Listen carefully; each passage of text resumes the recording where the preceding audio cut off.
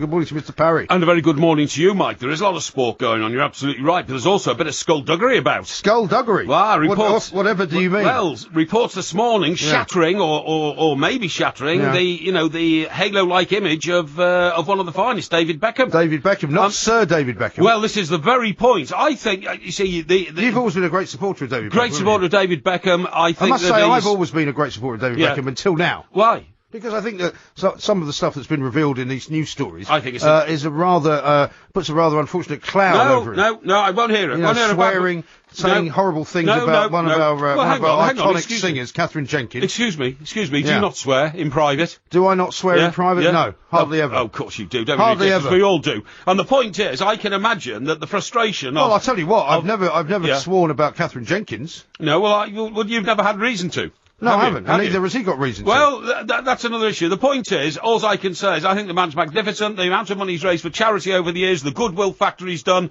the work he's done for this country. Well, to see the picture that's being painted of him is a bit different. Well, Andy Murray gets a knighthood while he's still playing. Sir Andy Murray, I beg your pardon, you're absolutely right, gets a knighthood while he's still playing. And old Bex is still, floating around in the atmosphere with his OBE. And what exactly do you think David Beckham deserves to get a knighthood for? Well, I think he's a brilliant ambassador for this country. Right. And that's why we took him to places like the Olympic bid and all that kind of stuff, okay? Well, we won the Olympic bid, didn't we? We didn't take him to the Olympic bid, we took him to the World Cup bid, which we didn't get. Well, that you can't win them all. And, we can't win anything and play for England. I think he exudes a terrific image. Really? I think he is an absolutely outstanding example of good fatherhood.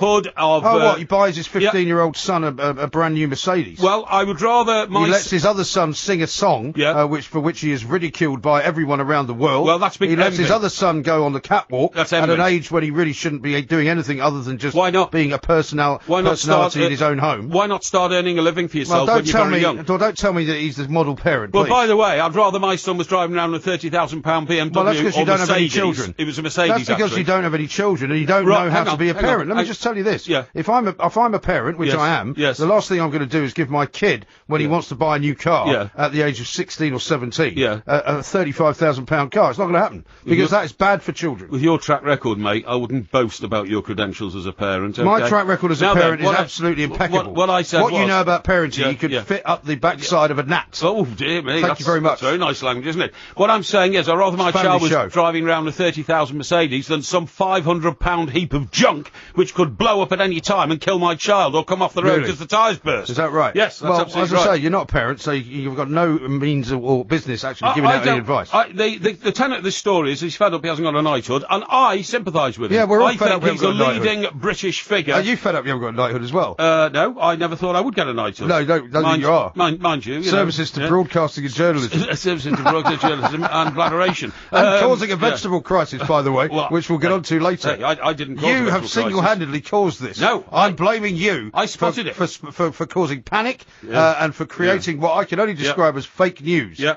I spotted it and I alerted the nation to it, and that's why people are now storing iceberg lettuces all over the place. Yeah. So they don't go short. I'm gutted I can only buy 3 iceberg lettuces at a time now. I read somewhere How that ridiculous. a box of iceberg lettuces cost some gross of 50 quid. What did I tell you? 50 quid? What did I tell you? Did I not tell you that this was all a scam in order to put prices up? Well, it's not though, is it? Of course it is. Well, here, hang on. A member I don't want to say too much because it may be the subject of a 1-minute moan later. Excuse me, a member of our production team, very senior member of our production team. Senior? In fact, our producer, really? Right, whose parents are out in Spain, reports there is a crisis. No. There is a crisis. There is nothing green in Spain. That's not true. There's no green grass and there's no green veg. Well, his parents are obviously lying to him because I've had reports. I've had reports from Spain. Yeah, that's right. I've had reports from Spain and there's plenty of vegetables and there's no problem at all. Well, I'm afraid that you haven't had it first hand like I have. So, now listen, I'll tell you what, the situation is... So what are you going to go to battle for Bex, are you?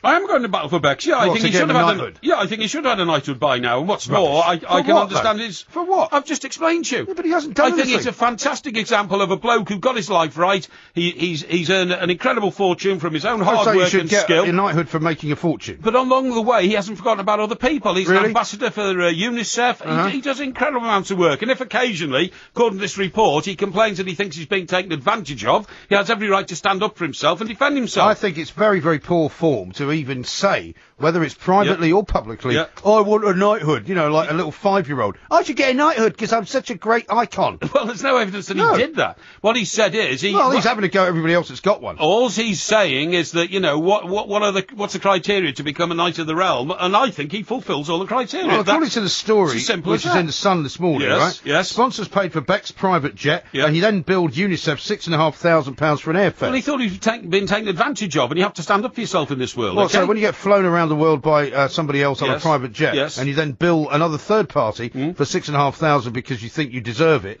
you think that's the sort of behaviour that would befit a Knight of the Realm, do you? Well, that's it. That's his own business affairs. He has business people who sort that out for him. I can assure you, I would not think for a moment he'd be ringing people up saying, pay me my £6,500. It's part of the business negotiation. Let me refer you to this particular memo that he sent to his Why have you got it in for Bex? Why have you got it in for him? I haven't. You're jealous and envious of people who have success in life. I have not a shred of envy in my body. Catherine Jenkins, OBE for what, he says. Singing at the rugby and going to see the troops, plus admitting to taking coke. Sorry, what was that? Effing joke, and if you get asked, we should think of a cutting remark. Yeah, sorry, is that your impersonation of David Beckham? Yeah. That was a very poor one. Was it? Very poor. Why don't you do a better one then? Why don't you read it as that way, right? Catherine Jenkins, OBE for what? Singing at the rugby and going to see the troops, plus admitting to taking coke. No, I'm not going to do I'm not going to do a Mickey taking impersonation of David Beckham. What representative of the world could we have? Hang on. I kind of agree with him. What has Catherine Jenkins done for an award, eh? Well, I don't know what she's got one either. She did sing at the rugby, but lots of people do that, including old Rob Shaw's girlfriend, right? Yeah. She's got an OBE, that's all. Okay. So, I mean, I don't blame him for passing comment on that sort of thing, Okay. There's no reason why he shouldn't. Anyway, look, I'm not standing there banging the drum for David Beckham. I'm saying... Harry asked me outright, which I was upset about. I'm not going to say what you actually said. I don't want to do it, and I won't do it with my own money. Yeah. Despite the fact that, as you say, he's worth 150 million. Yes. Well, hang on. Somebody comes along to me and says, Mike, give us 50 quid, which I could easily afford, right? Which you could easily afford. Yeah. And you'd say, well, why should I use my own money to promote a charity that you want me to big up for you? Well, I don't see a problem. If I was worth 150 million, and a charity came to me and said, would you mind making an appearance for us because it would raise an awful lot of money, would it be all right if you did it without a fee? I would say yes. Well, I'm sure that on many, many occasions during his life, he's actually done that. That doesn't look like the case. The case for the prosecution, I'm afraid, makes him look like a rather mealy-mouthed and miserly I think that's terribly unfair. I think there's been a bit of cherry-picking here. Great story, obviously, because it's David Beckham. Are you having to go at the Sun now? Famous... No, I'm not going to go at the Sun. I'm saying it's a great story because it's David Beckham. He's one of the world's most famous men. And funnily enough, it first emerged in Germany. In Der Spiegel. And Der Spiegel. Der Spiegel. Der Spiegel. How about this from Rob, who says MG gets in his hilarious subliminal dig at Porky. I'm a fully functioning male. Are you? That's not what I said. Oh, that's and very Steve nice. says this shows that Beckham's charity work is only done for his benefit. You don't do charity work for self-gain. Listen, you do charity work because it's part of your life when you feel that the cards have fallen nicely for you, but at the same time, you don't give yourself off nothing all the time because you'd be an idiot if you did. Well, don't you realise that to give to charity, you've got to earn quite a bit to be able to do that? No, I think you're barking up the wrong tree here. This one from Kenny, who says Bex has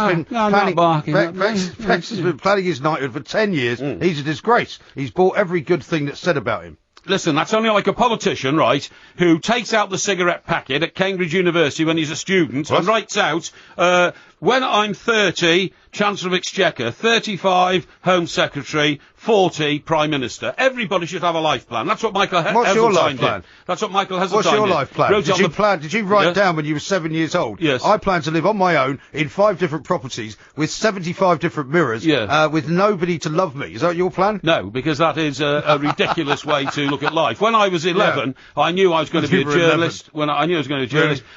Then, when I was 15, I knew I was going to be a journalist on a national newspaper. How did that go? Exceedingly well. And when I was 20, I knew I was going to, sort of blow the socks off Fleet Street, which I did. No, you didn't. And when I was 30, I knew that I was probably going to blow the socks off something else. Fortunately, we're talking to a real journalist later on in the show, Peter Conradi, who's Sunday Times foreign editor. Did you ever write anything for Sunday Times in your time? Conradi. You didn't, did you? Oh, no. You never wrote for a broadsheet. The Times lifted a chapter out of my book. No. Do you know which book it was? Which book was that? Rooney Tunes. Rooney Tunes. And they lifted the chapter about Wayne Rooney being a genius, according to a Cambridge professor. I'd like to see the cutting. Oh, would you? Yes. Well, I don't keep it at my cuttings. There's so many of them over the years. Are you accusing Matthew Saeed of stealing your stuff?